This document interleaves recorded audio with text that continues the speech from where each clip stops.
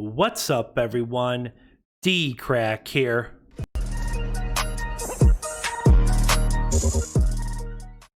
So, all right, guys, we're going to check out some Mr. Nightmare. I have not reacted to this yet. It says 3 disturbing true unknown creature stories. Like always, guys, I'll have a link to the original video down below. Make sure and go check out Mr. Nightmare.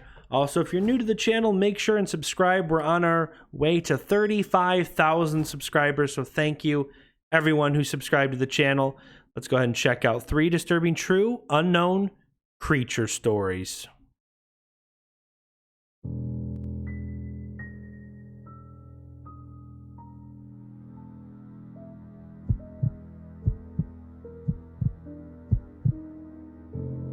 So this happened on a camping trip with my girlfriend Alicia, my best friend Rodney, and his girlfriend Amanda.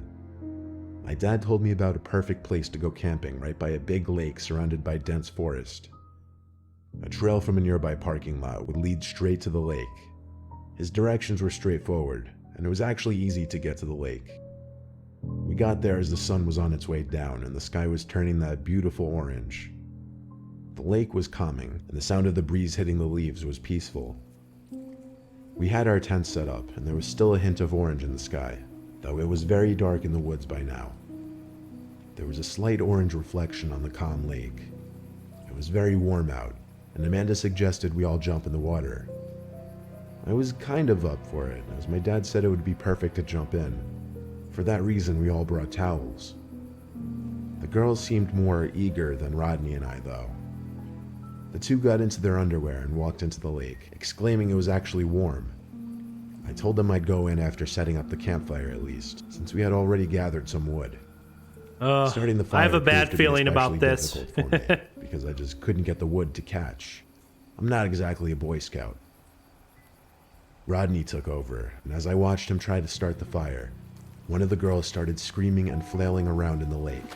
Amanda looked just as confused as Rodney and I. Then Alicia went underwater for a few seconds, and Amanda started to scream she's drowning. I took off my shirt and ran as fast as I could into the water. But when I got to where she was, the water was only up to maybe my waist. I saw her arms still flailing out above the water and splashing about, and I pulled her up above the water. I yelled, "What the hell happened?" She didn't answer right away and ran straight for the campsite, seemingly out of breath. Halfway there, she turned and yelled, "Get out of the water." Amanda and I looked at each other and listened. As I began moving out of the lake, did something like grab her? Strong grab around my ankle. Yeah, something grabbed her leg and tried to pull him down. There was a sharp, piercing feeling cutting into my ankle as well. I yelled in a panic and kicked whatever it was with my free leg until I was able to break free. We made it back to the campsite, and Alicia was already sitting down on a cooler, putting pressure on an apparent wound on her ankle. I sat down on another cooler and checked my ankle, and there was a deep but small gash on the right side of my ankle, which was pouring out blood. I told Rodney to get us both some band-aids from my first aid kit in the tent. After patching up the wounds, we felt more relaxed and at ease. We just wanted to figure out what the hell that was that grabbed us. I said it might have been an eel. Rodney questioned if eels even live in lakes like this. Alicia said it didn't feel like an eel or a fish. It felt more like a claw. I got chills as she said it, because I got what she was saying, but how would that make any sense? Regardless, we stuck around because whatever got us was in the water, and we were on land. Nothing could happen now. By this point, it was dark out. The sun was completely gone, and the only light was from the fire. Don't tell me that something crawls out of the frickin' lake onto land. My ass would be out of there so fast. No. We were a couple beers deep, talking about life, about mutual friends, and occasionally bringing up that thing in the water again. All was well, until a splash came from out in the water. We all looked over our shoulders at the same time out to the pitch-black lake. Probably just a fish, we figured. We resumed conversation for a few seconds, but then there was another splash. It didn't sound like a little fish jumping out of the water. It sounded like the kind of splashes you'd hear when a person is walking through waist-deep water. What? The girls wanted us to go check the lake, So Rodney and I took a couple flashlights the Marsh and went to Man. the edge of the lake, where we were still hearing noises. It's swamp. man. The two lights pointed at the water. We scanned the calm surface of the lake until Rodney stopped me and said, "What is that?" I looked at where his light was pointed. There was this object in the water. Well, at first I thought it was an object, but then I realized it resembled the head of some creature. Definitely not any kind of creature that would live in a lake. You guys need to get out of there. Like it was no. just sticking its You head guys out of the need water. to get out We of could there see the like reflection of now. its eyes. It was looking at us. Then it moved, as it rised up slightly out of the lake, making another splashing noise. That's when Rodney and I screamed "go" to the girls. I remember Get out of Rodney there. saying, "Take all Get your out important of there." stuff and go," which was a smart idea. I took all my valuables and left the tent and bigger things. We ran back down the trail to the parking lot, packed the car, and took off down the parkway. The next day, I returned with my dad to collect the tents, but everything that we left in the campsite was destroyed. The tents were shredded, the coolers were scratched and thrown across the site. I told my dad about This the creature is in the lake. creepy. I showed him the gash in my ankle and What asked him the what could have done heck? this. He said he had no earthly idea, and we left in a hurry. None of us ever returned to that lake. What do you... Oh, my corpse husband, nice. What do you guys think it could have been? My house sits next to a nature preserve on Long Island, New York. I live alone most of the time, besides when my girlfriend who lives out of state comes to visit. Well, I can't say I live completely alone. I have 2 German shepherds, Tate and Moose. They sleep downstairs by the back door of the house.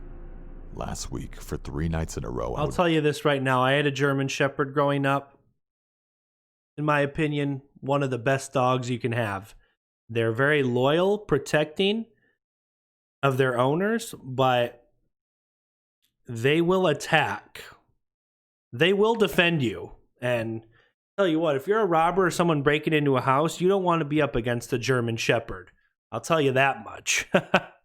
wake up to the 2 of them barking in the middle of the night at the back door. The first night, I just peeked from the door window into the yard, which was empty. The second night, I actually went outside to the patio to look around, but there wasn't anyone there. On the 3rd night in a row of waking up to barking, I told myself that was it. Someone was creeping around my property every night, causing my dogs to go crazy. I put Tate on his leash and took him out to the yard.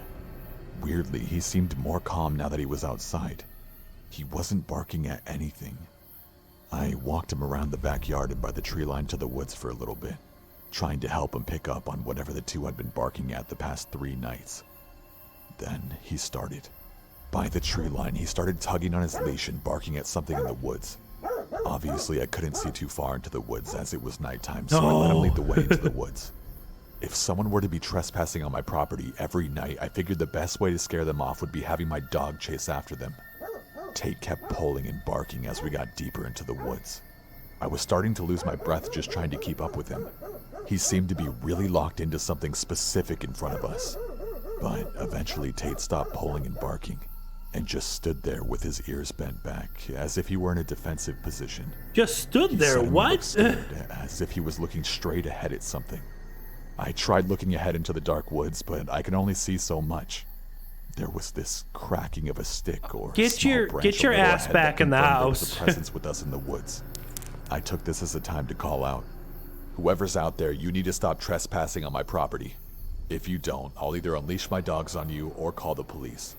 Whichever I feel necessary to do. There was no kind of response or signs of acknowledgement.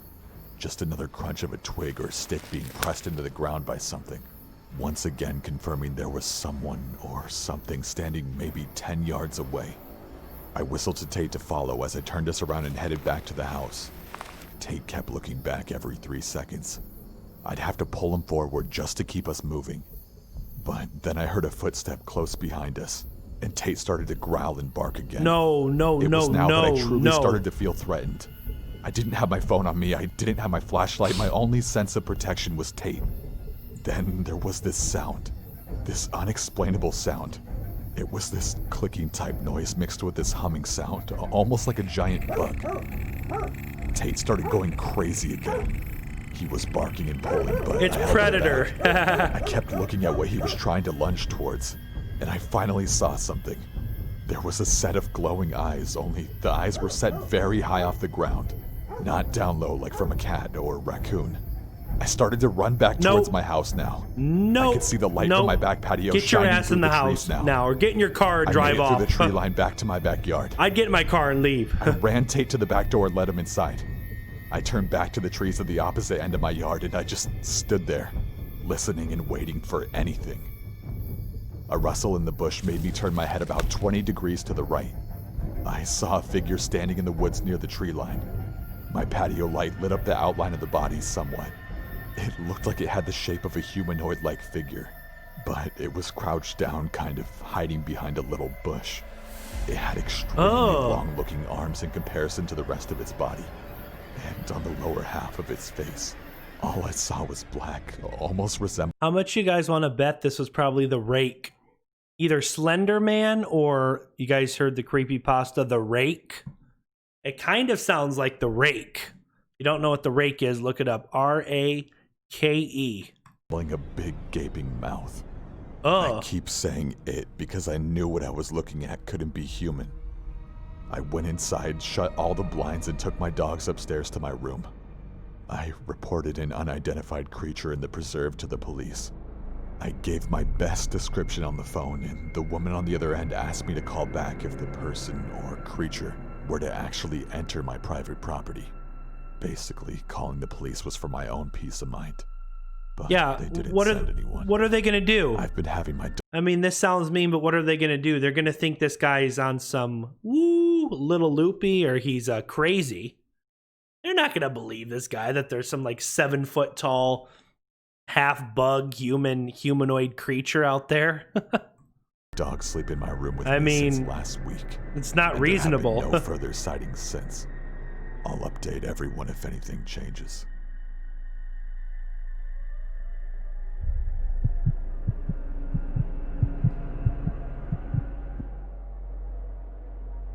My wife and I have lived in our Chapel Hill, Tennessee farmhouse for over 15 years, and for 14 straight years, nothing out of the ordinary ever happened.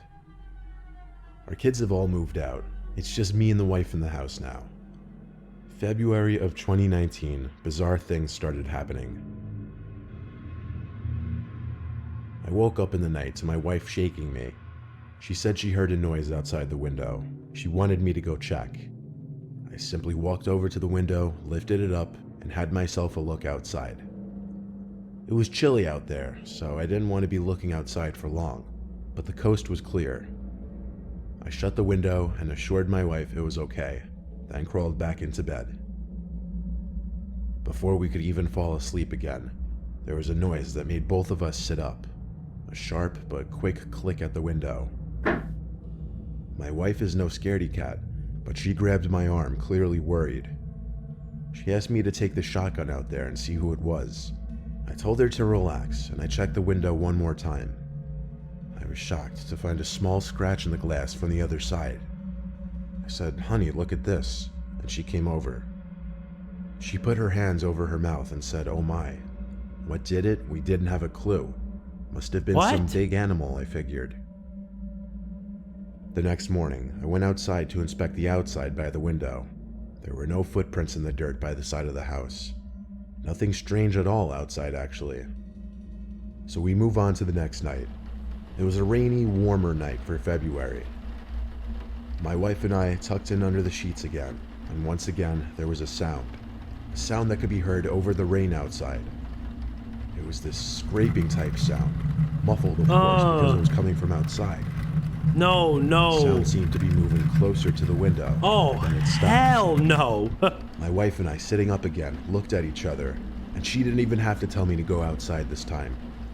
I took the shotgun from under the bed again, put on my raincoat, and ran outside as fast as my old bones would allow. My wife turned on the light in the bedroom, which gave me enough light to see these huge scrapes in the vinyl siding. They looked exactly like claw marks. Then I looked down into the mud that I was standing in, and noticed these big feet marks that stopped right before the window, and then turned back in the direction of the woods. Big feet marks? What? I analyzed the marks the best I could, even though they were quickly washing away from the rain. These didn't look like marks from boots, shoes, or any animal that I knew of. It looked like these huge footmarks with claws on the ends. We don't have black bears where we live. 15 years here and we've never seen one, so this just made no sense. I suddenly felt unsafe being out there, even with the shotgun, so I hurried back inside. I told my wife there's some big animal out there, and that as long as we stayed inside, we were safe. We don't have blinds on our bedroom windows, as we don't need privacy from anyone. No one comes out on the property anyway. All I could do was tell my wife to go to sleep. I mean, what are you going to do about it? Was where things really took the turn for the worst. What can you do? I woke up around 3 a.m. My wife was still asleep. 3 a.m.? Oh, God. I sat up, thinking I might have heard something. I realized it was chilly in the room. I looked at the window. Oh, don't tell me the window's open. That wasn't the no. first thing I noticed. The first thing I noticed was the head, leaning through the open window into our bedroom. My best description of the head? Inhuman. From the size and shape. It was bigger, and this had a more conish shape. It's a freaking facial features. Sounds like a freaking alien. Sounds like an alien is what it sounds like. I let out one big scream. The type of scream I hadn't heard leave my own body in decades. I went under the bed for the shotgun, but by then, the thing at the window was already gone. My wife was screaming in reaction to my scream. I ran to the window to slam it shut and twist the lock. I told my wife we're sleeping in our son's old room that night. Believe it or not, this was almost a year ago now, and that creature, whatever it was, has never returned. But for 3 straight days, that thing kept coming back to our window, and on the 3rd night, it was halfway into our bedroom. No, thank you. No, thank you. Well, guys, that was 3 disturbing, true, unknown creature stories. If you enjoyed this reaction, please make sure and leave a like. Subscribe to the channel if you're new. If you guys want me to do more scary reactions, just let me know down below in the comments. If you want to become a channel member, click the join button down below. I'd appreciate it. Thanks for watching, guys. Until next time, peace.